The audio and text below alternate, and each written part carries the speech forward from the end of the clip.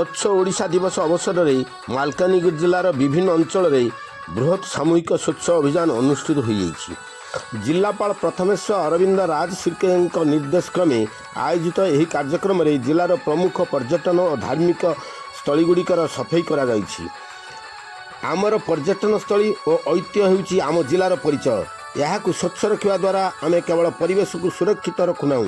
बरं आगामी पीढ़ी पर एक सुस्थ परंपरा सृष्टि करुँच अवसर में जिलापाल मत प्रकाश कर जिलार सौंदर्य स्वच्छता दायित्व आम समस्त एक सामूहिक संकल्प मालकानगिरी को एक निर्मल और सुंदर जिलार परिणत करने जिलापाल समस्त को आह्वान देइछन्ति।